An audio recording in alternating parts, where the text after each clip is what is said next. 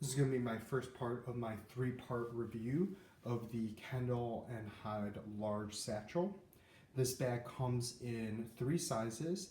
This particular one is the large size of the bag, and the color of this bag is the Mocha color. It also comes in whiskey and natural color as well. This bag is designed for a 15-inch MacBook Pro.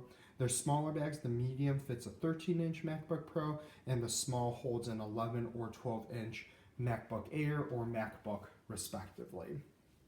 So this is the larger of the three bags. This particular review will focus on the outside of the bag. Our second review will focus on the inside of the bag. And our final review will be our conclusion, wrap-up, and a little bit of head-to-head comparison with other vegetable tan products. So, we'll start again with the straps on this bag. Absolutely beautiful hardware that you're seeing on this bag here. Very, very nice. Very, very well made. A bunch of strap sizes for you to choose from. You also have brass hardware here that is just incredibly high quality. You have a dog leash clasp to hold on the straps, and you get a single shoulder pad that is, I would say, extra long, much longer than normal shoulder pads, so you can function on a single one. Advantage of this being, now you don't have two shoulder pads, because what invariably happens is one is on your shoulder and the other one is sliding around, and the bag part of this is digging into your shoulder because the other shoulder strap has fallen down. So they've solved that problem by giving you a single shoulder strap, which I think this is plenty large. The other thing, and you'll see this is a consistent theme, on the back of their products, you just see the raw vegetable tan leather. So if you're a leather lover, this is incredible. So particular to their strap, rather than use two lesser weight leathers or lesser thickness vegetable tan leathers, they use the same thickness of leather that they use on their bag to create these straps, which allows them to make a nice thick beefy strap with only one piece of leather, allowing them to have access to the raw leather right along the backside. And the feeling of this is just incredible. If you watch my other videos, I do go through different types of leather. So this particular bag is vegetable tan leather. What that means is there's two different types of process you can go through in dyeing leather. You can either do what is chrome tanned, which means that it is done with the chemical process that causes breakdown of the proteins inside the skin of the cow and allows the dye to soak in. The other way to do it is vegetable tanning, which essentially means that you're putting what used to be natural dyes and now sometimes are chemical dyes in with the leather for an extended period of time so that the color naturally soaks in deep into the leather. The difference of this being in chrome tan leather, to get the color to soak in quicker, they have to break down the bonds within the skin itself. In the process of breaking down those bonds, it does weaken the leather slightly, though not significantly, and typically that is made up in the finishing process in which they cover it in wax, and a lot of the wax melts in and kind of re-supports and replenishes that structure. To a lot of leather purists, they do like vegetable tan leather more, but there is very much a split between vegetable tan and chrome tan. They also age very differently. Vegetable tan leather tends to pick up a patina in a very different manner than chrome tan, and it typically takes much, much longer to break in than chrome tan leather. So depending on your preferences of your leather, people prefer one or the other. All right, so looking further at the exterior of this bag, one of the very unique properties of this bag on the handle is this clip that comes off, and you can see right here, one of their selling points when they put it on Kickstarter was that every single bag came with its own buffalo nickel that was placed onto the clip. And you can just clip it right onto your bag, and it also gives you a nice little leather clip that you can use to hold, random wires or cords or whatever else you may have, and you always kind of have it with you. I like it on here because it gives it a very unique and beautiful look. So the handle of this bag, I always tend to criticize handles because I feel like a lot of these bags leave handles as an afterthought.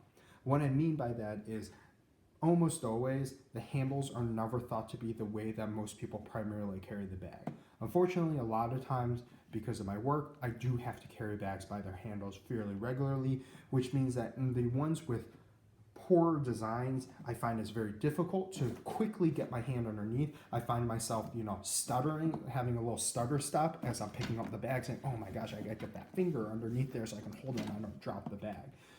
This, the way the hardware and the leather come together, allows this kind of what I call floppy connection on the handle, which means that it sits naturally, but it also conforms when you throw your hand underneath to whatever position it's in.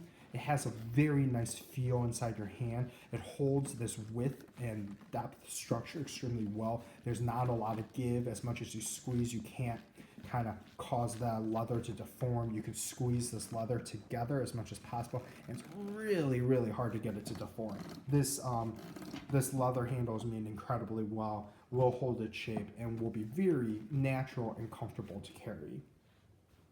As for the two front straps, so one of the issues I feel like with leather bags is front straps that buckle in the way that these bags do tend to take away from the professional look of bags. The way Kendal and Hyde have implemented these two straps, you continue to have a very extremely professional looking bag while having a very easy to use closure system, and also the ability to customize your bag if you just wanted to remove it and take it off and have the bag without any type of strap along the fronts.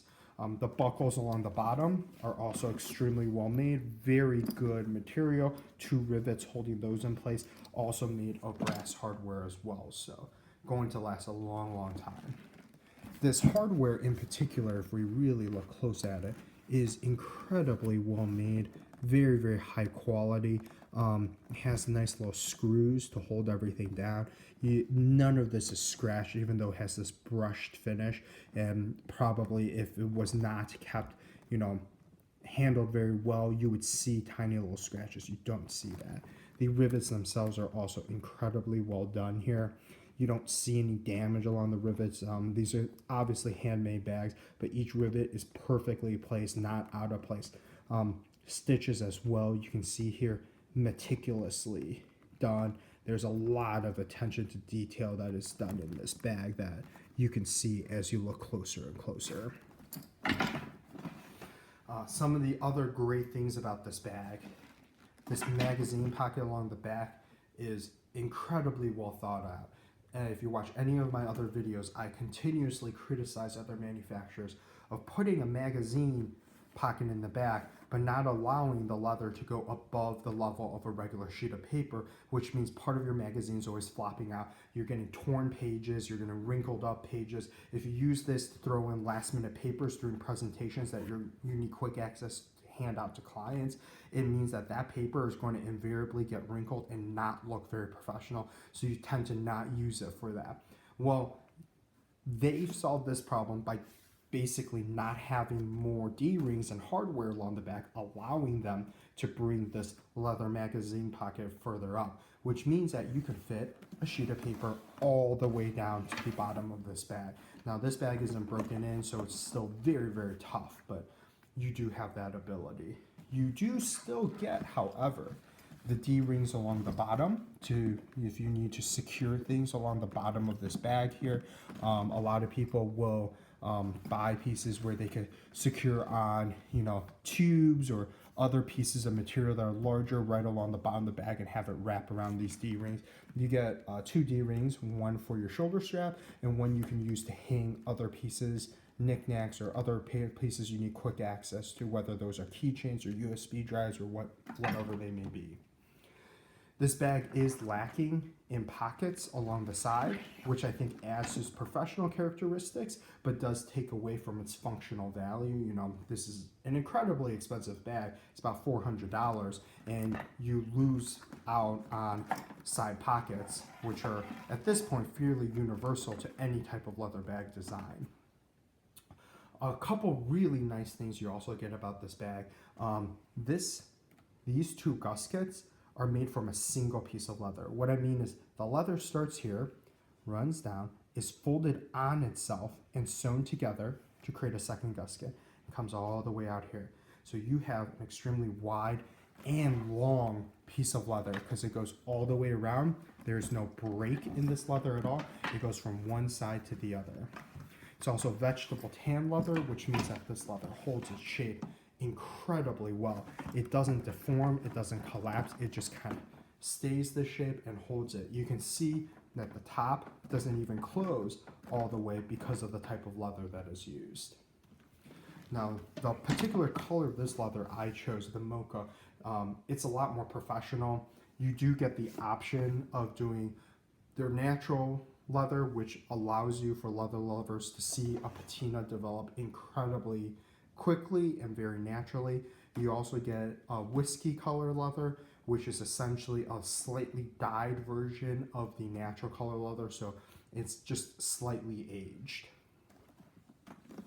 The other part about the front panel of this piece is you get a nice little pocket right here for you to throw things in. So this is kind of, I think, the consolation prize for not having side pockets, that there is, when you flip this open, a small pocket here for you to throw things that you would probably naturally put in your side pocket, though it's not big enough to fit things like water bottles or umbrellas, which is a bit of a disappointment, but I can definitely live with that given the quality of this bag.